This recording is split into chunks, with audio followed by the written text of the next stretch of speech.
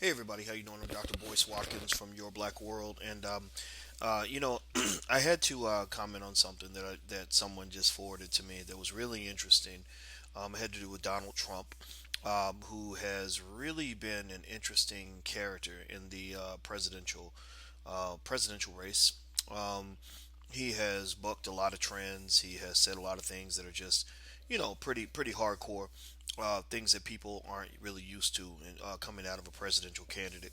And his most recent, most interesting statement was when he actually said that he believes that the travel of all Muslims should be banned to the United States until the government officials figure out what's going on with these recent terrorist attacks and stuff like that.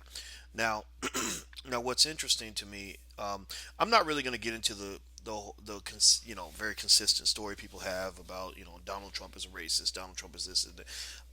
Honestly, I don't have faith in the Democrats or the Republicans. I don't think any of those groups has shown any concern for the black community.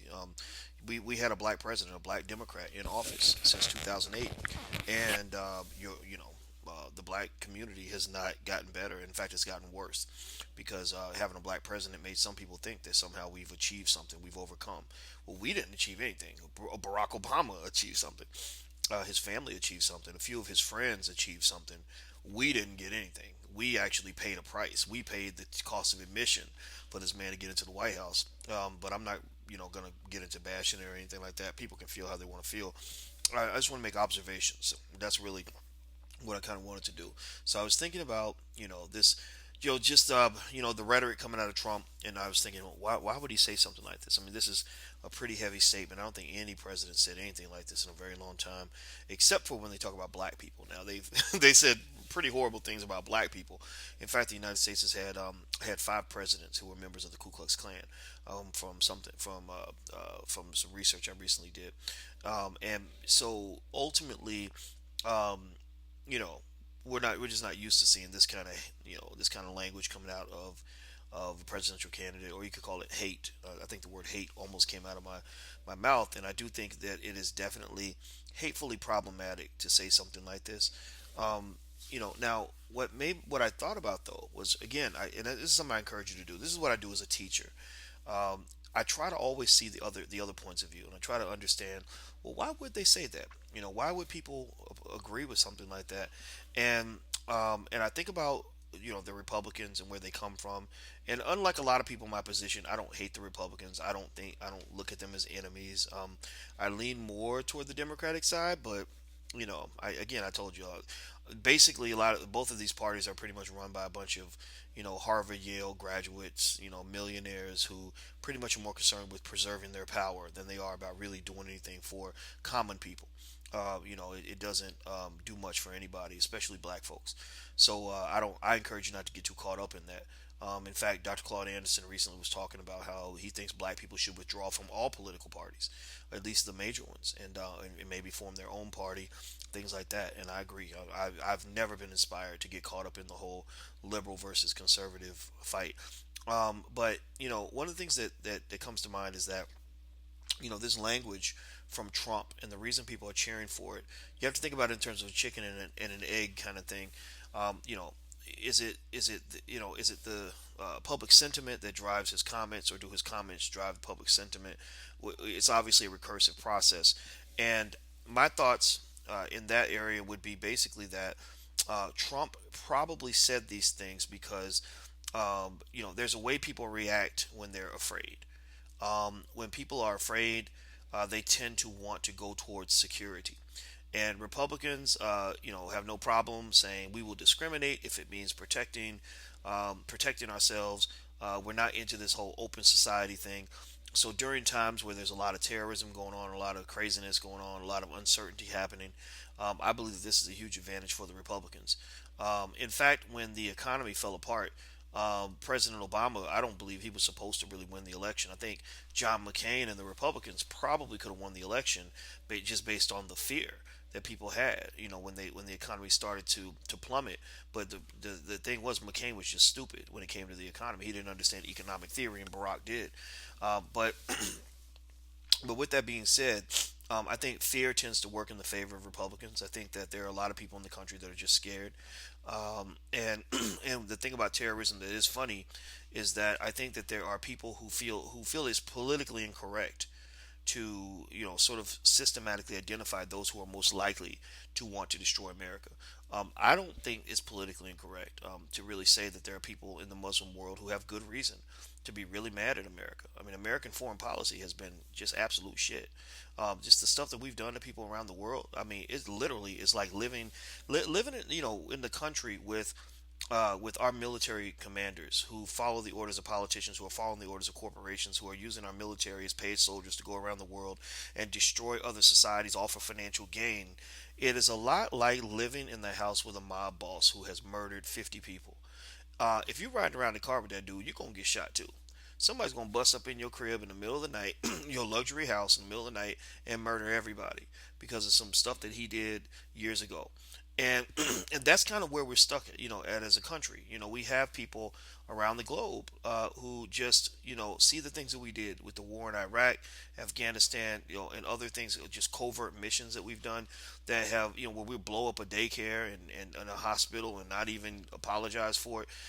They're seeing these things and they're growing up in this chaos and they're mad at us. And so does a Muslim have more reason to have issues with America? I'm not gonna say yes or no because you can't generalize, but I mean, if you go to the Middle East, you're gonna see a lot of people that don't really like what we do in America. And so my belief would be that you have the Republicans who say, okay, let's just keep all the Muslims out because we're scared. We don't know which one's which. We don't know which one hates us, which one loves us, and that fear kind of kicks in. And I think that's why people can get behind a Donald Trump. I don't get behind it because number one, I think America, unfortunately, chickens come home to roost. At some point we probably will pay a price for what we've allowed our leaders to do around the world to harm people for the sake of our financial benefit, which really isn't going to all of us. It's really going to the rich. And then number two, I just don't think that you can ever get to a point where you just systematically ban anyone from the country. I mean, you have to be able to identify a terrorist from a non-terrorist on some level. It's just like being a black man. If you're a brother, you can't pretend like there are not brothers out here that do bad things. You can't pretend that there's a difference in our culture that in terms of the way we've been marginalized and treated, a difference in our culture that leads to certain influences causing certain things. But here's the thing: it all roots back to white supremacy. I mean, I know a lot of guys who have been killers, who have done terrible things to people, but a lot of it was the result of the fact that they were raised in an impoverished community with no parents, a horrible educational system, and every day being fed music by white and Jewish media outlets that was training them to, on the subconscious level, commit themselves to being murderers, and drug dealers and getting engaged in illegal activity. There's no jobs in the community. There's nothing but guns placed everywhere. So some of those people in that environment are going to turn into killers. So so effectively, whenever a white person sort of looks at me and thinks that I might be scary because I'm a black man, I just sit here and I think, well, that stereotype, I don't like it, and I don't agree with it. I can only partially understand it. But what you got to understand is that this was created by people like you. That all this reality that you're seeing, or what you think is reality, when you look at me, in the anger I have towards you, which I do. I mean, I know a lot of black people who are mad at white folks. Not all of us will go and beat up a white person. Some of us will, though. And this anger was created by you. And so I imagine that the same thing might be true in the Muslim communities. I honestly can't imagine growing up in Iraq or Pakistan or whatever, and you know seeing what the American government does to people and being happy with America. It just does not make sense, to be honest with you. Um, it doesn't add up to me. I just, I'd probably, if I were born in the middle of Iraq and you dropped a bomb on the daycare and killed my siblings and killed my parents with some sort of guided missile or whatever it is, those drones and all the other stuff. I mean, what am I supposed to do other than hate you? So so I don't know. I mean, it's an interesting dilemma. I don't know if there's a point where you can say which response is right or wrong. But it does say that Here's one thing it does say is that if there's another terrorist attack in the United States, you're gonna have a Republican president, and you're probably gonna go into an era, a very dark era of American history that is virtually unprecedented in the modern era. We almost went into that era after 9/11, because people were on edge for the next 3 years, wondering if there's going to be another terrorist attack. Fortunately, there was not. If there had been a second or a third, um, our country would be entirely different. The leadership would be entirely different. Policies will be entirely different, because America is a country that has committed sins all around the world, and there are times where those chickens come home to roost. So again, I'm not getting into the whole I love Donald Trump or I hate Donald Trump. I just see Donald Trump for who he is. I don't, he's a very cocky, standard cocky, privileged white male who kind of thinks he knows everything. But honestly, I saw a lot of that in Bill Clinton. I mean, just being serious. Bill Clinton put more black men in prison than Donald Trump has. Maybe Donald Trump might top him. He might trump him, but pun intended. But the fact is, none of these folks care about you. Even your own black president, he's another white guy. He's 50% white, so he's as white as he is black. And if you look at his policies on incarceration, things like that, they're a little better. I mean, he did do some things that were good toward the end. I mean, let's give him credit for that. But in general, I don't really think any of these politicians care about us. So when I see black people really getting caught up in the Trump versus Hillary, Democrat versus Republican, liberal versus conservative conversation, it just doesn't interest me.